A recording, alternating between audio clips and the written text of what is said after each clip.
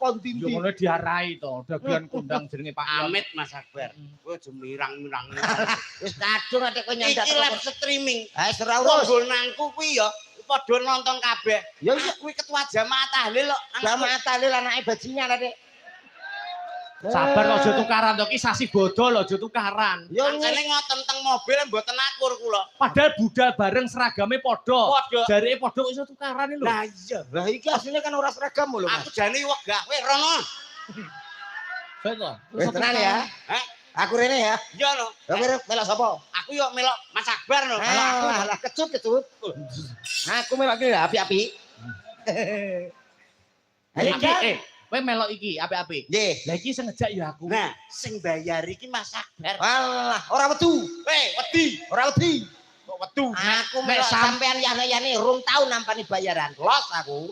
Kowe aja gawe wirangi kok. Ayo pitakoni. Sampeyane kenal aku wiwit sadurunge Covid lho. Alah, Tanggapane nek karo aku sak panggonge wis ping 100 e. wis ora ketung.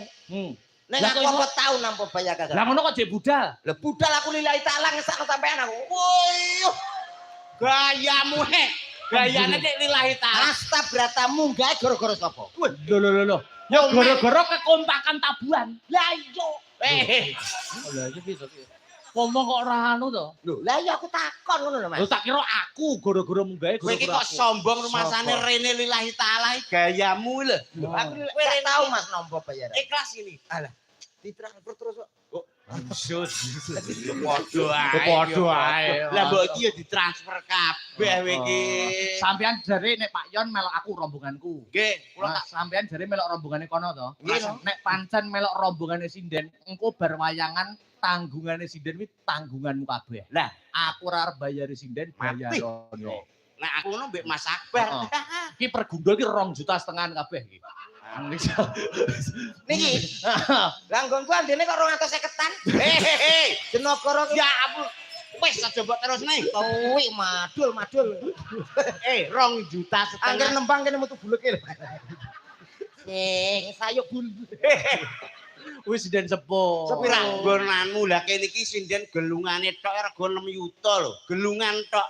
Gelungan ku lorong dinggo dicangking ngono wis ketok kuantes. Iki sindene mulane yo larang-larang, urung klambine. Nggih Mas Akbar nggih. Mula aku duwe cita-cita duwe bojo sinden nak ora salah to. Lah, bener. Bener. Kowe arep ndek rabi apa? Ngesakno anakmu lho, Bar. Rapi sinden ra kok ben anake. Lho, wong ki sing penting bersyukur nggih Mas nggih. Bersyukur. Jodoh najan kaya ngopo tetep disyukuri. Syukur piye? Lho, syukuri contone kaya bojomu. Heeh. Bojomu kan gowedi. Heeh. Apa ngomong lemu. Lah iya, Nyapa? sing penting ki wong bersyukur. Wong lho awake gede ya bersyukur. Alhamdulillah bojoku gede. Lah ora dikeki mangan saulan jek awet lemu. Lho kuwi jenenge bersyukur. Kuwi kata-kata mudah diucapkan ning angel dinggo, Mas. Bersyukur kuwi angel. Maksudnya? Ketoke gede ora tak pakani pirang dina panggah cek lemu ya ta? Iya to. Ning kowe ra ngrasakno. Lho, Nek bengi wayah waduh ditimpah bojoku rasane aku ngelindur nyipi kena asma lho. Sik. Bojomu ki lemu. Lemu, Pak. Upama ukuran sinden semene kae sak pira bojomu? Walah rangkep 5 niki pas. Telung niki. Yo takoni, Pak. Sing klambi kuning kuwi ping 3 malahan. 3 kali nih. 100 loro nih gak salah. Bojomu ki pira bobote? 100 loro. Kang muni syukuri no. Wong apa celeng to sak kintal. Bunga kaya tunggu diesel. Rasanya kaya nang tengah sawah. Batin kuwi pertama yang ngopo dadak bojoku ngorok to. Wong ki sing penting bersyukur. Lah nek lemu. Lah nek Iya disyukur. nek kuru. Kuru ya malah alhamdulillah. Bojone Pak Yon kuru apa lemu? Kuru bojo kula. Alhamdulillah. Upama ukuran sinden iki sak pira Pak Yon? Kados niki Mbak niki. Oh, sing pojok niki. Nggih. Sak menten iki. Sak menten iki alhamdulillah bojoku kuru. Ora nek upama digoncekno pas buah, sekok ora gampang moncrot. Lho. Ngono. Bojo kuru ki alhamdulillah. Sakmene iki. Cilik upama Tanggaku iki bojone ya sakmene iki. Heeh. Dijak mbecek, dijak buah.